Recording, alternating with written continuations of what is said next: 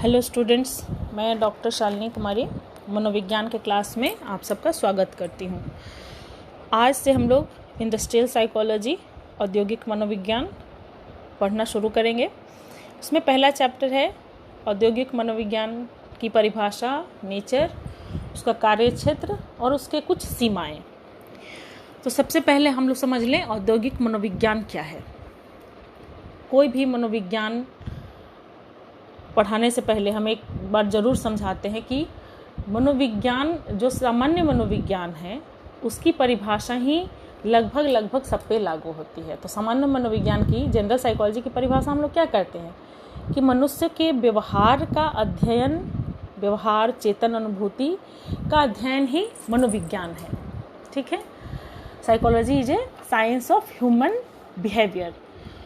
तो ये सामान्य मनोविज्ञान की परिभाषा हो गई।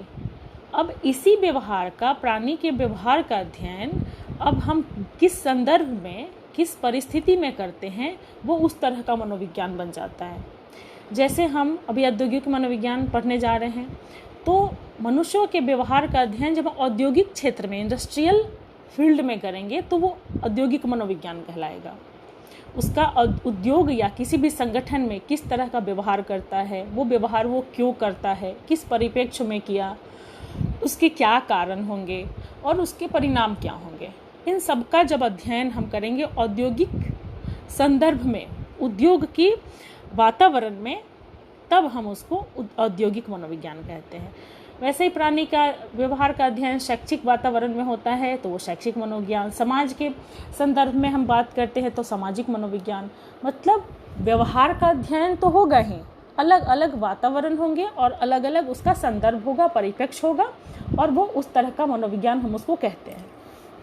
तो औद्योगिक मनोविज्ञान साधारण अर्थ में व्यक्ति के व्यवहार का अध्ययन जब औद्योगिक संदर्भ में, औद्योगिक वातावरण में होता है, तब हम उसको औद्योगिक मनोविज्ञान कहते हैं। अब कुछ मनोवैज्ञानिकों के अनुसार हम एक दो परिभाषाओं को देखें तो सबसे जो अच्छी परिभाषा हमको लगती है वो है ब्लम एंड नेलर के अनुसार। ब्लम एंड नेलर का बहुत ही अच्छी एक बुक भी है इंडस्ट्रियल साइकोलॉजी की। तो उनके अनुसार क्या है, औद्योगिक मनोविज्ञान साधारणतः किसी व्यवसाय या उद्योग के संदर्भ में मानवीय समस्याओं के प्रति मनोवैज्ञानिक तथ्यों एवं नियमों के उपयोग या प्रसार का अध्ययन करता है, वो औद्योगिक मनोविज्ञान है। तो आप और ध्यान से इसको देखिए, औद्योगिक मनोविज्ञान साधारणतः किसी व्यवसाय या उद्योग के संदर्भ में, मतलब वातावरण औद्योगिक है, उसमें मानव के समस्याओं का अध्ययन करता है। मानव का अलग अलग समस्या होगा और उन समस्याओं के रिएक्शन में वो अलग अलग व्यवहार करेगा, और उसी व्यवहार का अध्ययन जब हम अलग अलग नियमों के अनुसार करेंगे तो वो क्या हो जाएगा, औद्योगिक मनोविज्ञान। ऐसे ही शुल्ज ने एक परिभाषा दी है। उनके अनुसार है औद्योगिक मनोविज्ञान कार्यरत लोगों के अध्ययन, मतलब उद्योग में जो कार्यरत लोग हैं उनके अध्ययन में मनोविज्ञान की विधियों का, तथ्यों का एवं नियमों का उपयोग करता है। तो अब किसी भी मनोवैज्ञानिक का आप देखेंगे अगर परिभाषा, तो वो एक ही चीज़ कहेंगे कि अलग अलग मेथड्स का, अलग अलग नियमों का उपयोग करके जो उद्योग में कार्यरत लोग हैं उनके व्यवहार का अध्ययन करता है, वो औद्योगिक मनोविज्ञान है। वैसे ही टिफिन एंड मैककॉर्मिक ने कहा है कि औद्योगिक मनोविज्ञान जीवन के उन क्षेत्रों में मानव व्यवहारों का अध्ययन करता है जिसका संबंध हमारी सभ्यता की सेवाओं, वस्तुओं के उत्पादन, वितरण एवं उपयोग से है। इन्होंने थोड़ा और विस्तृत ढंग से इसको समझाया, क्योंकि उद्योग, जो इंडस्ट्रीज जो है वो क्या करते हैं, चीज़ों का उत्पादन करते हैं, प्रोडक्ट्स बनाते हैं, अलग अलग तरह के प्रोडक्ट्स, फिर उनका वितरण होता है सारे समाज में और उनका उपयोग होता है। तो टिफिन और मैककॉर्मिक ने इन सब चीज़ों को समेट के कहा कि हर एक मानव व्यवहार का अलग अलग जो भी हमारा प्रोडक्शन हो रहा है, जो फिर आयात निर्यात हो रहा है, उस सारे में लगे हुए लोगों का व्यवहार का अध्ययन करेगा, वो है औद्योगिक मनोविज्ञान। समझ गए? अब इन परिभाषाओं को गौर से अगर पढ़ें तो हम औद्योगिक मनोविज्ञान के कुछ विशेषताओं या उसके नेचर के बारे में हम समझ सकते हैं। तो 2-3 पॉइंट्स ऐसे हैं जो सब परिभाषाओं को निचोड़ करके हम 2-3 पॉइंट्स में उसको बांट सकते हैं। पहला क्या है? पहला है औद्योगिक मनोविज्ञान। मनोविज्ञान की एक शाखा है, एक ब्रांच है, जिसमें मानवीय समस्याओं का अध्ययन किया जाता है। ठीक है, यह एक साइकोलॉजी का ब्रांच है जिसमें ह्यूमन के जितने भी प्रॉब्लम्स हैं उनका हम अध्ययन करते हैं। दूसरा है, इस मनोविज्ञान में उन कर्मचारियों तथा श्रमिकों की समस्या का अध्ययन किया जाता है जो किसी उद्योग में या व्यवसाय में कार्यरत होते हैं। यही बहुत महत्वपूर्ण पॉइंट है। हम समस्याओं का, व्यवहार का अध्ययन तो मानव का कहीं भी करेंगे एज ए साइकोलॉजिस्ट, मनोविज्ञान में है तो, लेकिन औद्योगिक मनोविज्ञान की बात हो रही है, यहाँ इंडस्ट्रियल साइकोलॉजी की बात हो रही है, तो हम उन्हीं कर्मचारियों और श्रमिकों का समस्या का अध्ययन करेंगे जो किसी न किसी उद्योग या व्यवसाय में कार्यरत हैं। और तीसरा क्या होगा? तीसरा है, मनोविज्ञान की इस शाखा में उन मनोवैज्ञानिक तथ्यों एवं सिद्धांतों की समीक्षा की जाती है जिनके सहारे कर्मचारियों तथा श्रमिकों की समस्याओं का वैज्ञानिक समाधान संभव हो पाता है। और ऐसे मनोवैज्ञानिक तथ्यों एवं सिद्धांतों का उद्देश्य अलग अलग क्षेत्रों में किया जाता है। ठीक है, तो ये 3 पॉइंट से हम मनोविज्ञान का, औद्योगिक मनोविज्ञान का नेचर के बारे में समझ पाते हैं। अब थोड़ा सा शॉर्ट में हम देखेंगे कि औद्योगिक मनोविज्ञान का कार्यक्षेत्र क्या है, क्योंकि जब आप कोई भी साइकोलॉजी पढ़ना शुरू करते हैं तो आपके मन में एक बेसिक क्वेश्चन जरूर आता है कि आखिर ये मनोविज्ञान काम क्या करेगा, इसका कार्यक्षेत्र क्या है। केवल थोड़ा सा कर्मचारियों के व्यवहार का अध्ययन करने के लिए तो इतना बड़ा मनोविज्ञान नहीं बनना होगा, इतना बड़ा ब्रांच नहीं होगा, तो इसका कार्यक्षेत्र बहुत ही विस्तृत है। क्योंकि आप देख रहे हैं कि इंडस्ट्री का और ऑर्गेनाइजेशंस का कितना धीरे धीरे बढ़ावा हो रहा है। हम ग्लोबलाइजेशन जब से हुआ है या इंडस्ट्रियलाइजेशन जब से हो गया है, औद्योगिकरण या वैश्वीकरण, तो पूरा विश्व उद्योग के लिए एक देश दूसरे देश के लिए खुल गया है। मतलब हम एक पूरा वैश्विक बाजार के रूप में है। अभी कोई भी देश हमारे यहाँ आके अपना सामान बेच सकता है और हम भी उसके यहाँ जाके बेच सकते हैं।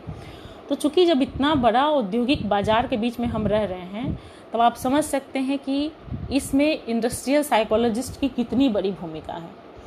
जब उद्योग इतना बड़ा होगा तो उसमें औद्योगिक मनोवैज्ञानिक की भूमिका भी उतनी ही बड़ी होगी और उसके अलग अलग उसमें कार्यक्षेत्र भी होंगे।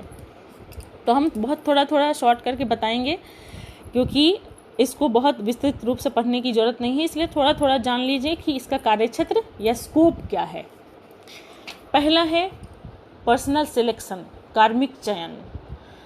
कोई भी जब कर्मचारी या कोई भी व्यक्ति किसी भी जगह जॉब करने जाता है किसी उद्योग में, तो उसका सिलेक्शन के समय ही एक साइकोलॉजिस्ट, औद्योगिक साइकोलॉजिस्ट के, इंडस्ट्रियल साइकोलॉजिस्ट की ज़रूरत होती है। और उस समय उसका सिलेक्शन करते समय ही हम उसको पूरी तरह से जांच परख के सिलेक्शन करते हैं कि ये जिस डिपार्टमेंट में इसको जॉब मिलने जा रहा है उसके लिए सूटेबल है कि नहीं। दूसरा है पर्सनल डेवलपमेंट, कर्मचारियों का डेवलपमेंट। कहीं भी काम करते हुए व्यक्ति को कोई भी मानसिक समस्या, मानसिक उलझन आ सकती है, तो उनको उस समय उनको काउंसलिंग करना, एम्प्लॉय काउंसलिंग करना, मैनेजमेंट डेवलपमेंट करना, या उनका परफॉर्मेंस अप्रेजल करना, एटीट्यूड का मेजरमेंट करना, ये सारा काम इसके अंतर्गत आता है। नेक्स्ट है ह्यूमन इंजीनियरिंग। इसमें औद्योगिक मनोवैज्ञानिक मशीन एवं उपकरण के डिज़ाइनों को भी थोड़ा सा देखते हैं कि ये उसमें जो काम कर रहे लोग हैं उसमें बहुत जल्दी फटीक मतलब थकान ना आ जाए, मोनोटोनी मतलब ऊब ना जाए, उसमें उनका काम करने में मन लगा रहे। एपरेटस का डिज़ाइन भी ऐसा होना चाहिए। नेक्स्ट है मैनेजमेंट, व्यवस्था देखना। ये बहुत बड़ा एक काम है कि उस एक उद्योग में, बड़े बड़े उद्योग में कितने तरह के, कितने कैटेगरी के लोग काम करते हैं। बहुत सीईओ हैं, एग्जीक्यूटिव हैं, इंजीनियर हैं, मैनेजर्स हैं, लेबर हैं, सबके बीच में तालमेल बना रहे, एक दूसरे से मिलके काम करें, वो चीज़ देखना भी इंडस्ट्रियल साइकोलॉजी का काम है। उसके बाद सिलेक्शन एंड टेस्टिंग, जो हम पहले ही बताए, पर्सनल सिलेक्शन। किसी भी कर्मचारी का सिलेक्शन में उसका aptitude test, intelligence test, interest test, सारा टेस्ट होना है और टेस्ट के आधार पे उसका सिलेक्शन, उसका प्लेसमेंट होना है कि वो किस प्लेस के लिए सूटेबल है और उसका सिलेक्शन उसी प्लेस के लिए हो सके। नेक्स्ट जो है वो है काउंसलिंग। इसको भी हम पहले बता चुके हैं। कहीं किसी भी संगठन में या उद्योग में जब लोग काम करते हैं तो बहुत सारी समस्याएं भी आती हैं। अब देखते हैं आए दिन कहीं तालाबंदी हो गया, हड़ताल हो गया, तो उस सब के समय में वहाँ इंडस्ट्रियल साइकोलॉजिस्ट की ज़रूरत पड़ती है। उनका उलझन, उनकी समस्याओं को सुलझाना, आपस में फिर तालमेल कराना, समस्याओं को जानना कि आखिर ऐसा हो क्यों रहा है, और फिर उन लोगों का वर्क एफिकेसी, कार्य कुशलता बनी रहे, इसका भी ध्यान रखना। उसी तरह से मैनेजमेंट डेवलपमेंट, कोई भी उद्योग है वो हमेशा आगे की तरफ अग्रसर रहे, डेवलपमेंट उसका होता रहे, इस बात का भी ध्यान रखना। एम्प्लॉय मोटिवेशन, ये बहुत इम्पोर्टेंट है। कहीं भी कोई काम करता हो, कोई भी काम, आप लोग पढ़ाई कर रहे हैं यही आपका काम है, हम लोग टीचिंग करते हैं, अलग अलग तरह के काम करते हैं, लेकिन मोटिवेशन नहीं हो तो हम सक्सेसफुल नहीं बन पाएंगे। तो मोटिवेशन कैसे रहेगा? समय समय पर इंसेंटिव मिलता रहे। इंसेंटिव फिनेंशियल भी हो सकता है या नॉन फिनेंशियल भी हो सकता है, और अलग अलग तरह के उनको पुरस्कार बार बार मिलते रहें, तो उस तरह से मोटिवेशन बना रहता है। जैसे आप लोग भी पढ़ाई करते हैं और फिर आंसर लिख के दिखाते हैं, तो टीचर जब कहता है हाँ बहुत अच्छा, तुम बहुत अच्छा कर रहे हो, तो एक ये वाक्य ही आपके लिए बहुत बड़ा, आपके लिए इंसेंटिव का काम करता है, और आप और प्रेरित होकर और मोटिवेट होकर अगली बार पढ़ाई करते हैं। तो मोटिवेशन बहुत इम्पोर्टेंट है। और जो लास्ट है वो पब्लिक रिलेशन एंड मार्केटिंग। आज का जो दौर है वो मार्केटिंग का दौर है। कुछ भी चीज़, हम चाहे कितना भी अच्छा हमारा प्रोडक्ट हो, लेकिन मार्केटिंग नहीं करेंगे तो बिकेगा नहीं। तो पब्लिक रिलेशन बनाना, लोगों से अपना रिलेशन बनाना, किस तरह से उनसे जुड़ना है और अपने चीज़ों का मार्केटिंग कैसे करना है, इसमें भी साइकोलॉजी का बहुत बड़ा हाथ है। साइकोलॉजी हमारे ह्यूमन बिहेवियर का चूँकि अध्ययन करता है, तो वो समझता है कि क्या चीज़ करेंगे तो मानव के व्यवहार को पकड़ लेगा, और उस तरह से उनका मार्केटिंग होता है। देखते हैं कि डिफरेंट प्रोडक्ट्स अपना हीरो हीरोइन के द्वारा, वो क्रिकेटर्स के द्वारा अपना प्रचार करवाते हैं। वो ह्यूमन नेचर को जानते हैं कि कौन एडवर्टाइजमेंट करेगा तो ज़्यादा बिकेगा प्रोडक्ट, और इस तरह से इंडस्ट्रियल साइकोलॉजी वहाँ भी अपनी भूमिका निभाता है। तो इतना सारा क्षेत्र है, इतना सारा वर्क प्लेस है जहाँ पे इंडस्ट्रियल साइकोलॉजी का स्कोप है, इंडस्ट्रियल साइकोलॉजिस्ट का स्कोप है, और इस सारे जगहों में वो काम करते हैं। और हम बहुत सारे चीज़ नहीं गिनवा पा रहे हैं, और भी बहुत सारे क्षेत्र भी विस्तृत हो गए हैं जहाँ की इंडस्ट्रियल साइकोलॉजी का स्कोप आगे बढ़ गया है। अब इस चैप्टर में हम लोग को पढ़ना है कि औद्योगिक मनोविज्ञान की समस्याएं क्या है या इसकी सीमाएं क्या है, किन समस्याओं से ये होकर ये गुजरता है, या किन किन समस्याओं से जूझना पड़ता है। तो 3 प्रमुख समस्याएं हैं। कर्मचारियों से संबंधित समस्याएं, प्रॉब्लम्स रिलेटेड टू वर्कर्स, कार्य से संबंधित समस्याएं, प्रॉब्लम रिलेटेड टू वर्क, और व्यवस्थापक से संबंधित समस्याएं, प्रॉब्लम्स रिलेटेड टू मैनेजमेंट। ठीक है, हम लोग एक एक करके देखेंगे। तो सबसे पहले क्या है? कर्मचारियों से संबंधित समस्याएं। औद्योगिक मनोविज्ञान जो है वो कर्मचारियों के हित पे सबसे ज़्यादा ध्यान देता है। इस तरह का उद्योग का माहौल रहे, वातावरण रहे कि कर्मचारियों को, श्रमिकों को ठीक ढंग से काम करने का वातावरण मिले और उनको अपने कार्य से संतुष्टि हो, जॉब सेटिस्फैक्शन हो। ठीक है, दुर्घटनाएं कम हो, थकान, ऊब कम हो। तो इन सब चीज़ों के लिए क्या करना पड़ेगा? उनको बार बार ट्रेनिंग देना पड़ेगा। अगर आपके घर में कोई, आपके बड़े भाई बहन किसी इंडस्ट्री में काम करते होंगे तो देखिएगा 6 महीना में, साल भर में एक बार उनको ट्रेनिंग दिया जाता है। ऐसा नहीं कि एक बार जॉब लग गया तो आपको कभी ट्रेनिंग की ज़रूरत नहीं है। हम लोग अभी देखिए, हम लोग 1 साल 2 साल में एक बार ओरिएंटेशन कोर्स, कभी रिफ्रेशर कोर्स, बहुत सारे ऐसे ऐसे कोर्सेज आते हैं जो कि टीचिंग को डेवलप करने के अलग अलग तरीक़ों को सिखाया जाता है। हम लोग भी वो कोर्स करते हैं, ऑफलाइन ऑनलाइन दोनों। तो किसी भी क्षेत्र में जाइए तो नए टेक्निक्स को अपनाने के लिए, अपने आप को अपडेट करने के लिए आपको नए नए ट्रेनिंग लेने पड़ते हैं। जब ये ट्रेनिंग हम लेते हैं तो क्या करते हैं, हमारा जॉब सेटिस्फैक्शन बढ़ जाता है, प्रोडक्शन बढ़ जाता है, मतलब हम और अच्छे से काम करने लगते हैं, एक्सीडेंट होने की संभावना कम हो जाती है, और हमको प्रमोशन भी मिलता है। तो ये सारी चीज़ें हमारा ट्रेनिंग से होता है। तो कर्मचारियों को समय समय पर ट्रेनिंग तो दिया ही जाता है, उनको इंसेंटिव का भी ख्याल रखना होता है। ऐसा नहीं कि आप उसको ट्रेनिंग दे रहे हैं, वो बहुत अच्छा काम कर रहा है, परंतु आपको इंसेंटिव नहीं दीजिएगा तो उसको मोटिवेशन बना रहेगा, ऐसा नहीं है। उसको बीच बीच में इंसेंटिव देते रहना चाहिए। इंसेंटिव कई तरह के हो सकते हैं, उसको कभी छुट्टी मिल जाए, कभी उसको बोनस मिल जाए, या कभी उसका जो एग्जीक्यूटिव है, बॉस है, वो वर्बली उसका तारीफ़ करे। अलग अलग तरह से उसका इंसेंटिव मिल सकता है। तो अब है, कभी कभी ऐसा होता है कि सब तरीके से वो कर्मचारी अच्छा है, परंतु फिर भी उसका प्रोडक्शन, उसका जॉब सेटिस्फेक्शन अच्छा नहीं, तब उसमें हम इंटेलिजेंस टेस्ट, एप्टीट्यूड टेस्ट और उसका इंटरेस्ट टेस्ट करते हैं। हो सकता है कि वो हर एक क्षमता से भरपूर है, लेकिन उसको इंटरेस्ट का काम नहीं मिला है, तो उसका अब जब इंटरेस्ट टेस्ट होता है, एप्टीट्यूड टेस्ट होता है, तो लगता है कि नहीं ये इस चीज़ के लिए सही नहीं है, इसको दूसरे जगह पे भेजो, जॉब रोटेशन कहते हैं उसको, और फिर दूसरे आदमी को यहाँ भेजो। और तब देखा जाता है कि दोनों अपने अपने काम पे बहुत अच्छा करने लगे। कभी कभी होता है ऐसा कि किसी को एक ऐसा फील्ड दे दिया जाता है जो कि उसको पसंद नहीं है, तो वो क्षमता रहने के बावजूद भी व्यक्ति अपना जो पूर्ण रूप से अपना स्किल है वो दिखा नहीं पाता है। तो इसके लिए हमको प्रॉपर प्लेसमेंट करना भी ज़रूरी होता है। ये सारी समस्याएं आ सकती हैं कैसे, कर्मचारियों से रिलेटेड। अब है कार्य से संबंधित समस्याएं, वो क्या हो सकती हैं। औद्योगिक मनोविज्ञान की कुछ समस्याएं क्या है, कार्य से संबंधित है।